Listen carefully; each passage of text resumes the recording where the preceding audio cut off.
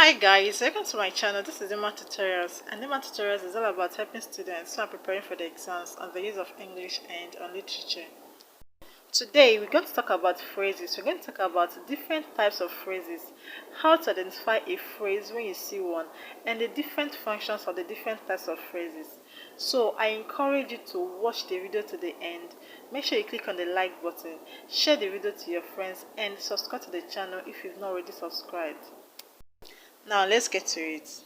A phrase is a group of related words that does not contain a finite verb. A phrase is a group of related words that does not contain a finite verb.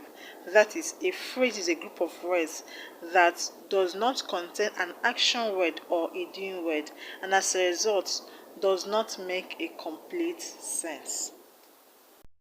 Now let's see some examples. The fried rice. The fried rice. Another example, day of her birth. Day of her birth. Let's still see another one, an instant alarm. An instant alarm. Those are examples of phrases. They are a group of words that lack an action word and as a result do not make a complete sense. If someone says the fried rice, you'll be expecting to hear more about the fried rice because the phrase the fried rice does not make a complete sense. And that is because it does not contain a verb, it does not contain a doing word. In the same way, if someone says day of her birth, you'll be expecting to hear more. You'll be expecting to hear what the speaker wants to say about the day of her birth. Because the phrase day of her birth does not make a complete sense and it lacks a doing word. So a phrase is a group of words that does not make a complete sense because it does not contain a finite verb. You know what I mean by a finite verb? A word in a sentence that shows action. A word in a sentence that carries the meaning of the sentence. So in the first example, the word that shows action in the sentence is tested. Tested is the doing word in the sentence, so it's the verb of the sentence, the main verb of the sentence, the finite verb of the sentence. Now, the fried rice tasted sour. If you remove tested, the sentence will no longer make a complete sense. So the word that makes the sentence to make a complete sense is the word tested.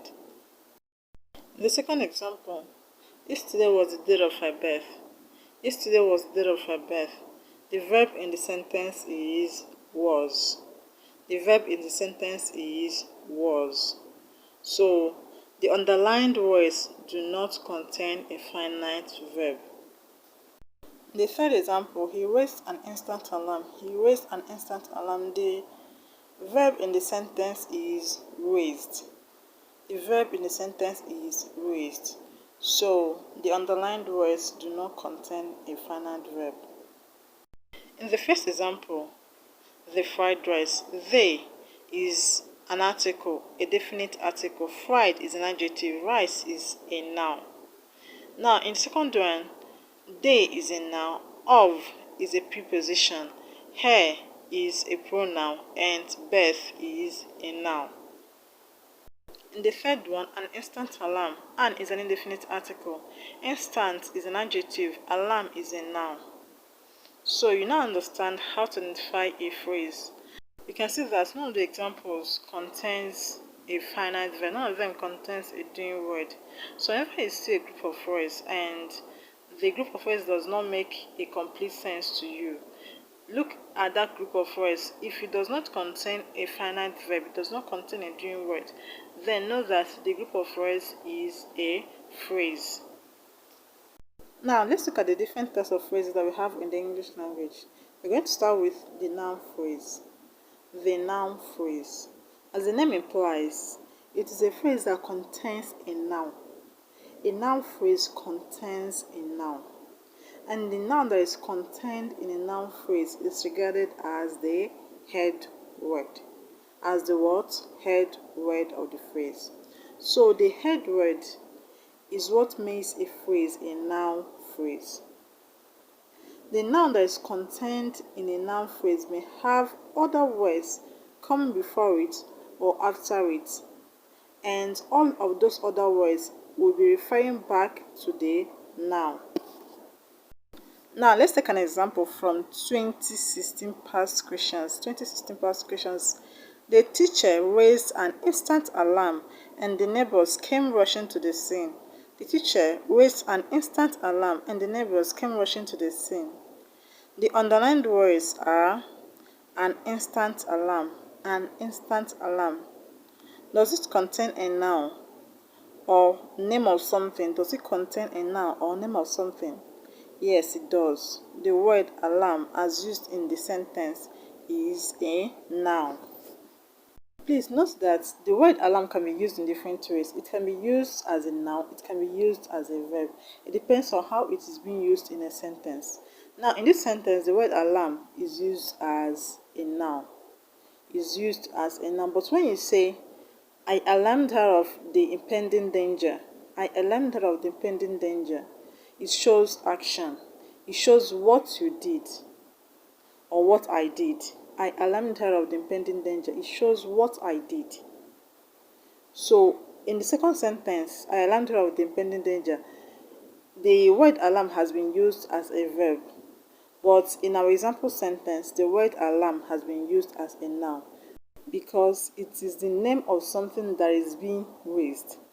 It refers to the name of something that the speaker raised. Remember what a noun is: name of person, animal, place, or thing. So the word alarm here refers to the name of something that is being raised. That's why it is being used as a noun, and that is why our phrase is a noun phrase. I hope you understand what I'm saying. Now, there are two major functions of a noun phrase. A noun phrase can function as the subject of a verb. It can also function as the object of a verb. It can function as subject or as the object of a verb. It functions as the subject of a verb when it is before the verb of the sentence, and as the object of the verb when it is after the verb of the sentence. Now, let's look at our example sentence. We've established the fact that is a noun phrase. Now, is it before or after a verb? It is after the verb raised, so it functions as the object of the verb raised. Now, let's take another example from 2019 past questions. 2019 past questions. Recently, guests at the new tourist hotel at Victoria Falls have complained that trousers and other articles of clothing have been disappearing mysteriously at night. The underlined words are guests at the new tourist hotel at Victoria Falls. Guests at the new tourist hotel at the Victoria Falls. Now let's look at it. First, is the underlined words a phrase? Does it make a complete sense? If I say guests at the new tourist hotel at Victoria Falls, will you be expecting me to say more? Will you be expecting to hear more? Yes, you'll be expecting to hear more, because what I said does not make a complete sense, and that is because it does not contain a finite verb. So we've established is a phrase because it does not contain a finite verb and does not make a complete sense. Next, does underlined words contain a noun? Does it contain a head word, which I explained to you is a noun?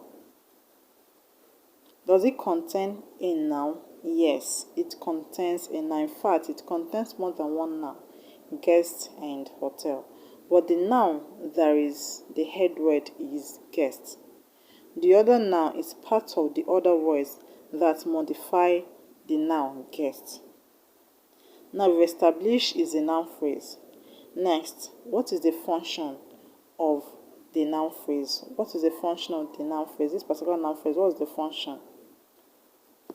Remember I told you that there are two major functions of a noun phrase.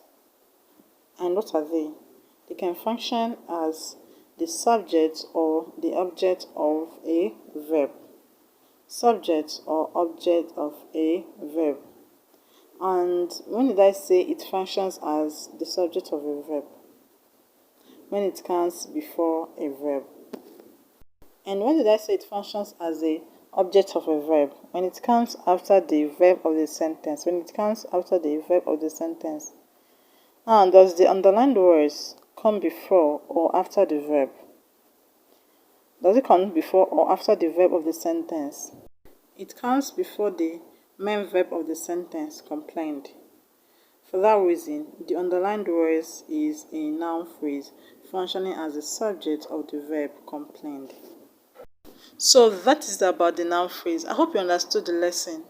I'll be uploading another video pretty soon on another type of phrase. Please, it's important you click on the notification bell so that once I upload a video on this channel, you'll be notified. And click on the subscribe button if you have not already subscribed. Like the video and please share it to your friends. Thank you very much for watching. And if there's something you don't understand, let me know in the comment section. Thank you once again for watching and see you very soon in another video. Bye for now.